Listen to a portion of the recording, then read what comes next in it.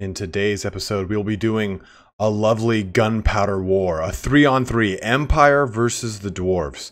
The Empires hold this lovely stretch of trench as the Dwarfs, the dreaded Dawe, pass through this forest. In this fight here, we have the might of Turin, myself, and Black Iron Battles. We have Gobbo King. We have everyone you might imagine in this fight, squaring off against each other here. I'm pretty excited to show this to you guys here today. There's a lot of fun that goes on. Black Iron Battles, I believe his cousin or brother-in-law decided to join us. Gobbo King's out there. I'm out there. Turin's out there. Indie Pride, Milk and Cookies, Indie Pride is out there. We have everyone that you can imagine in this fight. Well, not really, just 3 of us, just 6 of us. But right off the bat, we have some skirmishers jumping into my front line, and actually that's probably a good thing here. Let me jump into what we've got going. So the rules for this fight, and there are rules, is that you can only take gunpowder units. So my army, comprised of Dawe, only has Thunderers. I've got some units of cannons.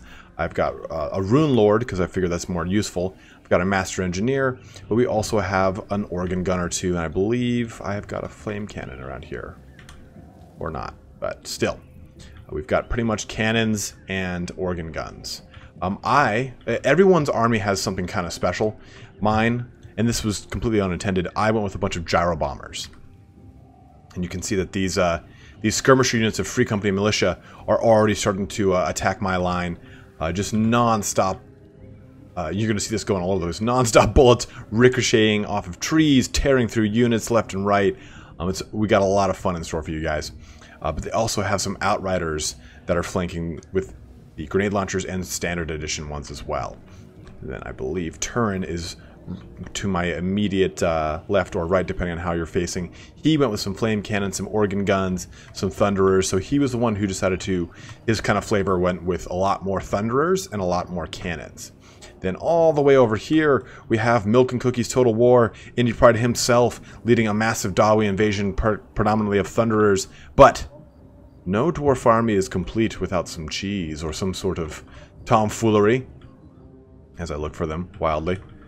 Oh, I see Indie Pride also brought a Skyhammer. But the Skulder Guard, the Iron Drakes, accompany Indie Pride's line as he marches across the field. And the nice thing here is we do have a nice amount of trees that are going to block a lot of this artillery fire. But we have, I believe this is Black Iron Battles. It's kind of hard to orient because the whole entire time we were going just completely insane on one another. But Black Iron Battles went with a lot of handgunners as well. Again, keeping in mind only gunpowder units are allowed. So no cavalry, nothing unless they have gunpowder units. So a lot of Hellblaster volley guns, the Hammer of the Witches, more Hellblaster volley guns. And then I believe, there it is, a Witch Hunter, which counts as a gunpowder unit. He uses a flintlock the entire time, and a burning pyre. Why not have a couple of those? But also, you can't have a gunpowder fight without Hellstorm rocket batteries. It just kind of adds that extra beauty to a fight like this, right? And then we have Black Iron's cousin, or again, brother-in-law, something of the sort, filling in the center line here. And Gobbo King filling out this far right line, mainly being my opponent. Let's go into standard motion and see how this goes. Oh, things are already getting hog wild here.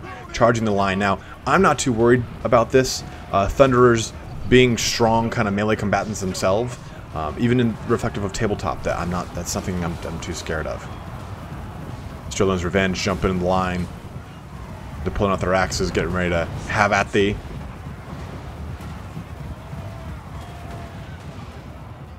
Did not expect this. This was something that was kind of came right off the bat, and we were all like, "Oh shit!" But already got a unit of Free Company Militia starting to free. Turin facing over here and trying to help me out with some Thunder Crossfire, an enfilade as it's called. Those Outriders in the back line are pretty dangerous. Skyhammer's already starting to do a bombing run or two here. Uh-oh. Uh-oh. They're kind of hard to line up, to be totally honest with you. I'm curious to see how this is going to go in Total War Warhammer 2. Uh-oh! And another one going off. The nice thing too is these guys can use their ranged abilities to kind of hold down those Outriders as we start to move forward here. Outriders still kind of harassing Turin's line, jumping into his flame cannons here. Some tomfoolery afoot. Indie Pride completely really uncontested as he makes his march all the way up towards Black Iron Battles. And or his cousin and brother-in-law. I'm not sure which one he was.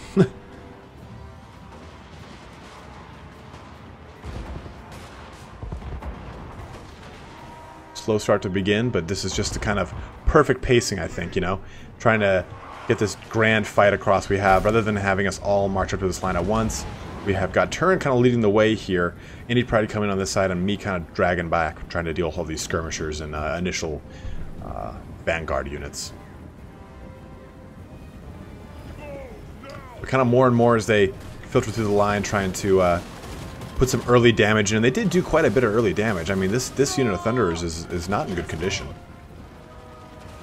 Thunderers themselves, though, do have some, because they are armored and shielded, so they can block against some of this fire coming in them, so that's a pretty huge benefit to them. But I believe we have the first kind of shots blazoning off of Turin's line, cannon starting to unleash across the wall, or I'm sorry, the line here. If only you know the amount of artillery that's going to happen soon. Everything kind of getting in place. I believe the same is happening over here for Indie Pride's army. Hellstorm rocket battery starting to unleash hell. Although they do a lot of beautiful damage, they don't do a ton of damage. And lining up here with a clear line of sight, Indie Pride starts to enact some Dalway vengeance upon the Imperials. Already kind of kicking up some handgunners over there. Hellstorm rocket battery has found its target though, trying to chew down the cannon. All of them are starting to fire off. There are quite a few here. We've got 1, 2 right there, but I think there's another 2 back here. 3 back here.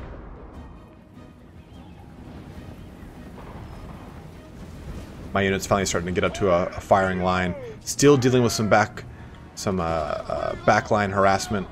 But I've kept 2 units of Thunderers in the back there to kind of keep the line. Because one thing I don't want is for those Outriders to manually charge me. Even if they don't kill a unit, they're going to stop any kind of damage coming out of that unit. Hellstorm rocket battery just coming in deep here, lighting up the whole entire forest. Things are going crazy. Oh yeah, oh yeah. I feel like I'm playing Battlefield 1 right now. We got another volley coming in soon. More rocket cannon fire coming off. Oh, and it's pretty relentless too with that Hell Cannon rocket battery. I mean, that thing's already got another one in the air when the last one's smoke is just starting to dissipate. Oh, right into the line here, blowing up all over the place. I'm just grabbing screenshot after screenshot. I'm sorry. That's awesome. Back in normal motion. Still have some Outriders in the back there. Not too worried about it. Let's see how Indie Pride's line's doing. Rocket battery is still hammering on that cannon pretty heavily.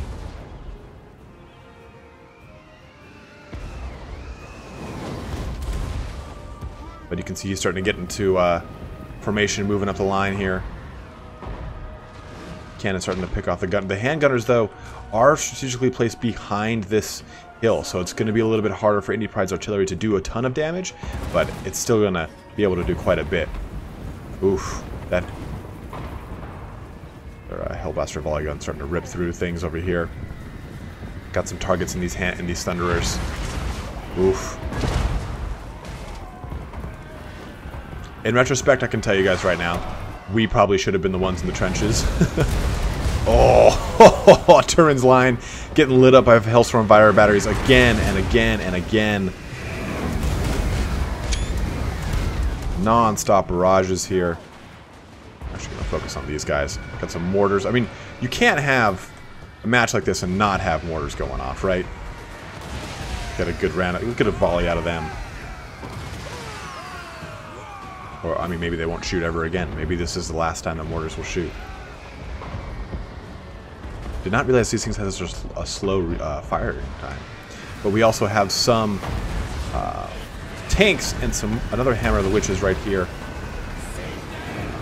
Going off all crazy. 3 battle tanks across the front line. Plenty of damage being poured out by the Imperials here.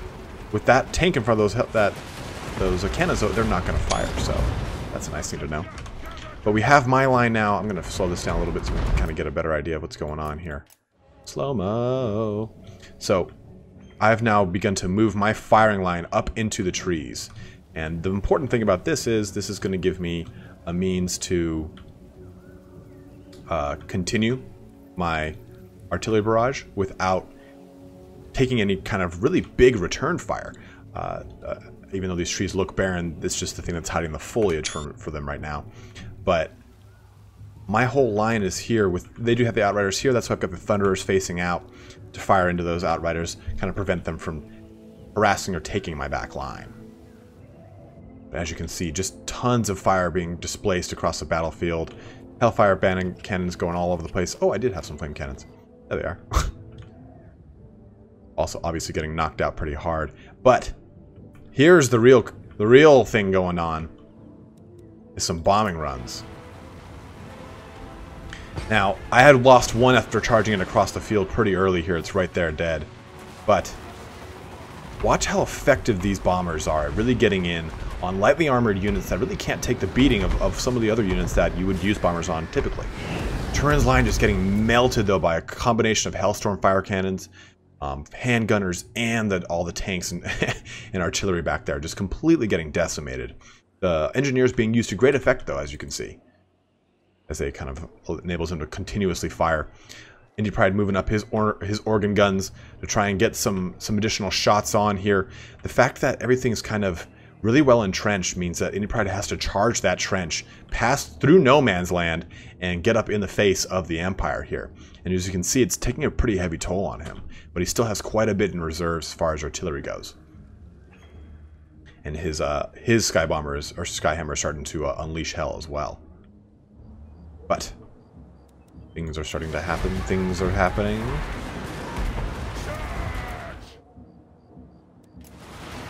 And there it is. The glory of a good bombing run on the Imperials. You know what's going to be funny is I probably don't have this right, and this guy's going to move. But you'll see it soon, I promise. As the micro on these things is a little too intensive for my peon brain. Not all of us can be Turin, god of the micro. But I don't have the patience for that to wait. I'll just do this. And there we go. Exactly what I wanted to see. First one going off. Just like a Zeppelin from hell. Just decimating already. Not a whole ton of damage because that was an indirect hit. But still, more to come from this here little guy. As you can see, his little beard. Oh, he's so cute. Got his little buddy over here. Has another bombing run planned on Yawn mortars. Another one going right off though, all the way through the line, decimating everything. Because as you can see, that was one bomb and it took out quite a bit. Let's let this thing kind of go in normal speed. Boom, another one. Boom, another one. Really just took apart that line. And the combination of the Thunderer's fire really did a ton of damage here.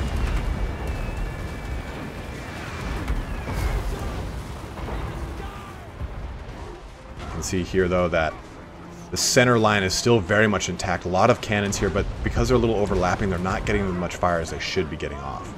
But that's okay. Nothing like a bombing run just on some cannons, right?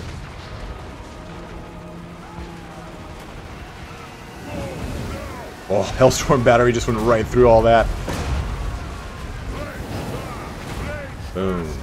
Boom, right there. Knocking out chunks of that unit's health. Also, a huge amount of demoralization happening as well. And the fact that these things are in a line is just perfect fodder for that bomber to just drop right on. Indy Pride's starting to move his units back a little bit from into the forest, trying to give him a natural shielding from all the hell that's kind of being unleashed on them.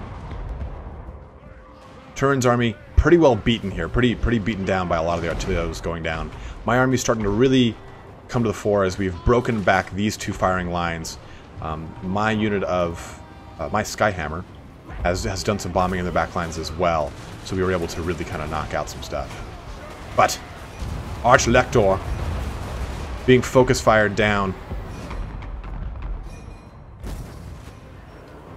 My artillery line still in very good condition.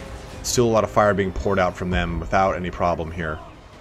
Got 2 engineers kind of being able to support them with their abilities to increase their reload range reload speed and everything.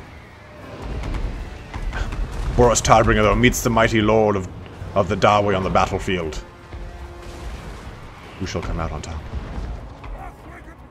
Master Engineer getting up there as well, going right for that steam tank. As you can see, though, the Master Engineer does have AP, so it's going to be able to actually challenge that steam tank, which is pretty huge. Okay, that thing kind of slowly going down. Combined fire, though, takes the Arch-Lector out.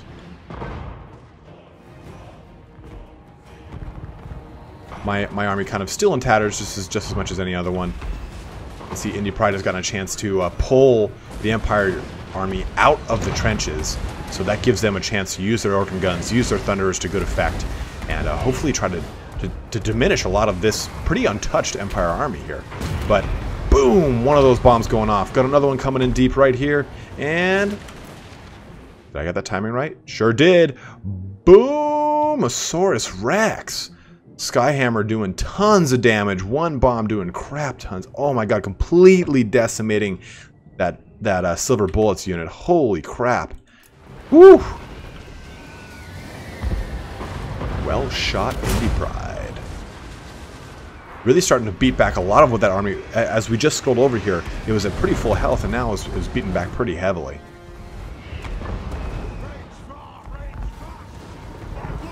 You can see here, this whole Dwarven battery line still kind of going hot and heavy. Got good ammunition still, good morale. The back line is secure because these Outriders have been pretty well diminished, but we have the Rune Lord coming in to help knock out the rest of them. Follow this cannonball tracing right into the steam tank.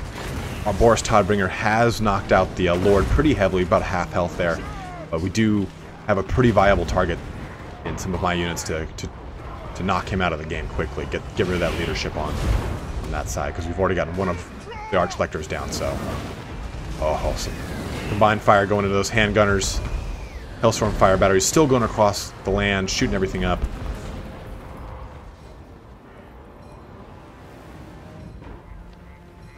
Not a lot, again, has landed on this battery. This is pretty beneficial there.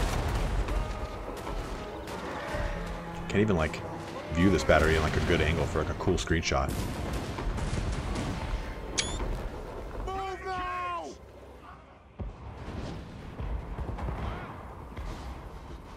As we can see, the Turin's army is starting to really have a hard time staying on the battlefield. Sustained a lot of losses, but my army as well, as far as soldiers go, really not doing too well. Got a very few men of Thunderers left.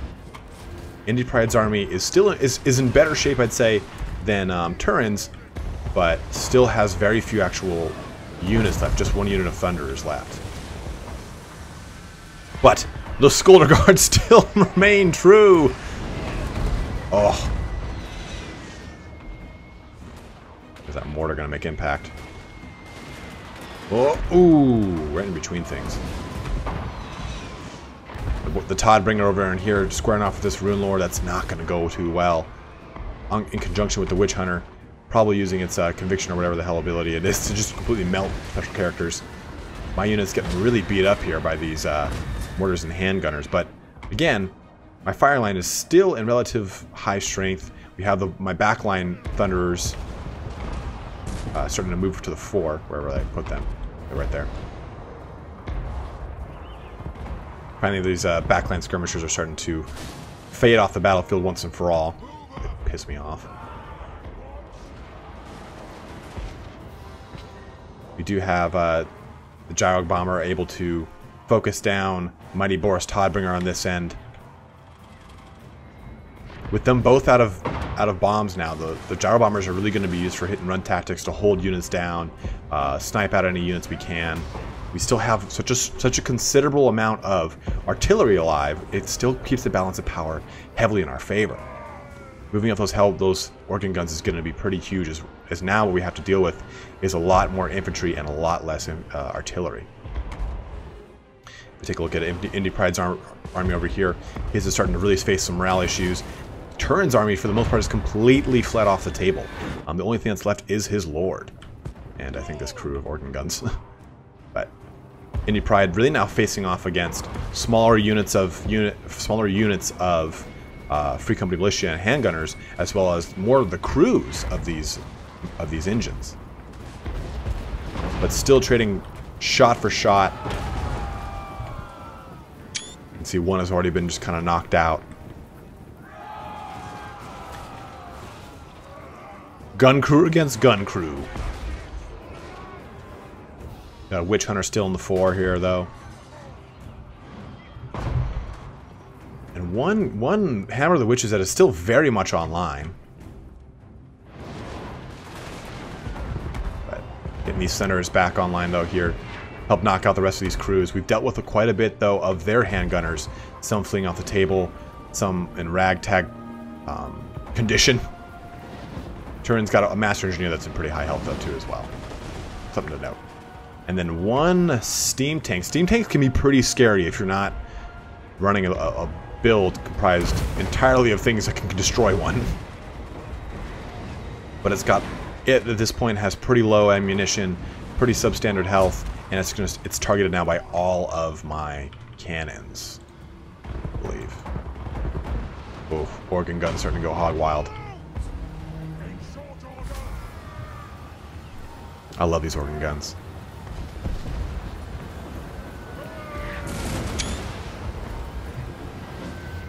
Mortar shells starting to shoot off again. Boom! Right into those thunderers. Organ gun peppering that steam tank. More shots on that steam tank. Indy Pride's army starting to really fall back now at this point. All that's left, though, of this Empire army, for the most part, are 2 Witch Hunters and a Boris Todbringer. They do have a Hellblaster volley gun and a Hammer of the Witches, but nothing really substantial as far as threat goes. And the center portion just has these 2 units and this steam tank. The steam tank, though, is in dire straits, as it is headlong into a whole battery of Dwarven artillery. There it is. One final blast to end the steam tank's reign of terror. We have that, like I was saying, those gyro bombers doing a lot of that harassment, getting that back line, knocking out any of that artillery so it can't attack. It doesn't completely stop them from attacking, as you can see, but it'll at least get them knocked out slowly but surely.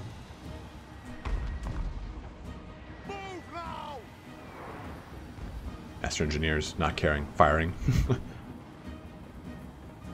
Time to kind of reform ranks here, though.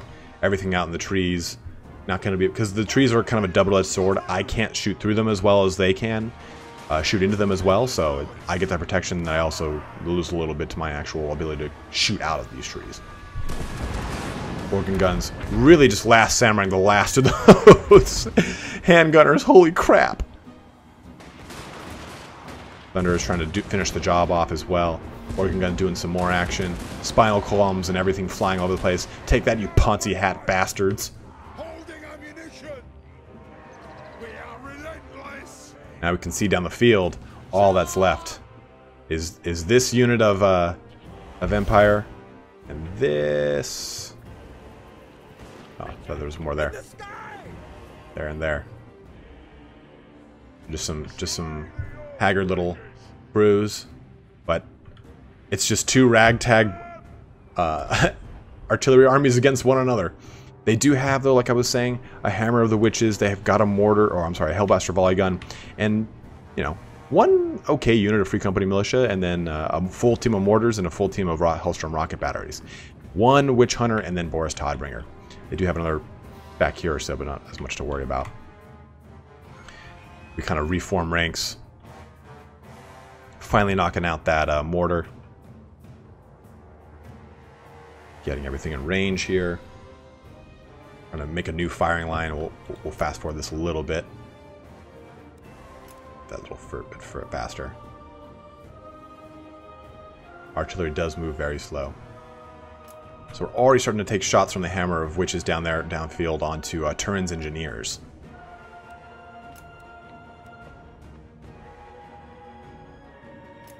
So, you know, me being the sneaky, tricksy hobbit that I am. Sneaky hobbities. Sending gyro bombers through the forests, are we? Let's see how that pans out. Kazakan, Kazakit, ha! Yeah, sure, whatever you said. March! It is time to fire, you spunky dwarfs.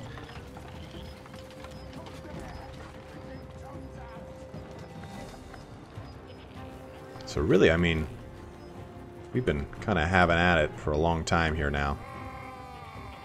Everything kind of hammering away at each other.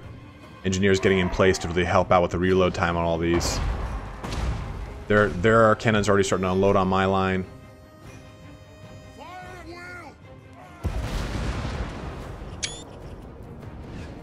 will! Oof. Just look at that. That beauty. I love it. Oh, baby! Them starting to make a kind of a valiant charge across the field at me. My organ gun's set up a little bit askew.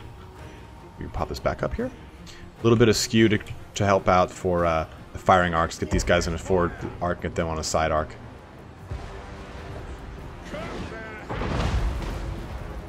Yes. Fire the Hellblaster volley gun. This battle station is operational. Witch Hunter, though, already starting to flee away. Ooh. Yes, do it. Oh, yes. Oh, yes. Take that, Witch Hunter. Thunderer is unleashing hell as well. We have the Rune Lord giving up some buffs. Really got a strong line they're coming into. At this point, I've really kind of lost care for the Hellblaster volley guns. This won't miss fire! Understood, Lord! And then, as you can see, The trick has paid off. The gyro bomber attacks the hammer of riches, precious! really just going balls deep on that thing up there. It's trying to get a chance to move forward so we can get some better damage on me. That big rock is quite an obstruction. Sure, why not? Why not just shoot my own things? Who cares, right? Boom. Boris Todbringer starting to get some cannons to the face.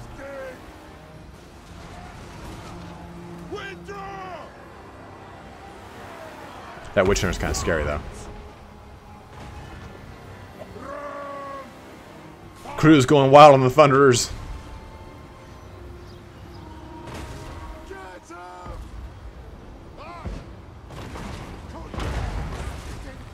Ooh, taking that shot right to the face. Boris Todbringer doing some work on that Master Engineer, but I'm not too worried about it. We have a pretty strong firing line left.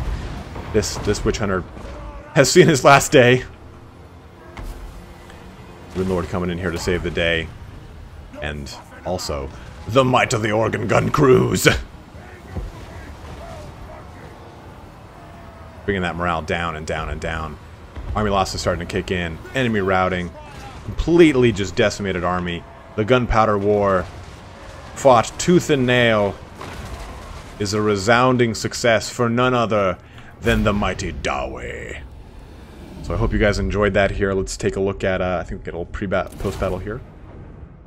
We can see, but we'll go down the line here. Black Iron Battles, Gobble King and I were squared off, so we'll take a look. He did quite a bit of damage with those Outriders at 22, 31, 15. His Sterling's Revenge were in the front line, as well as his other Free Company militia, so he got a lot of kills on with those guys. My guys, though, we have so much coming out of the organ guns. The Skyhammer was able to get 71, and the Gyro Bomber was able to get 138 kills, just from bombing runs alone, probably.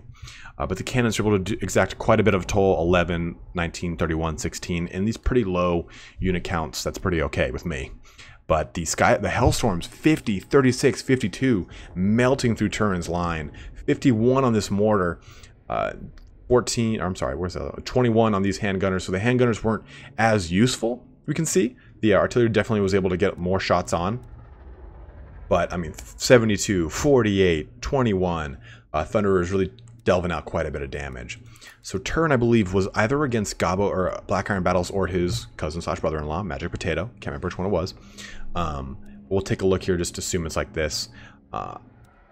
Turin here had a lot of engineers, and you can see in the late game that really paid off for him because he had the ability to use those engineers to hold down lords, fight the steam tank, give any kind of aid to my units that he could.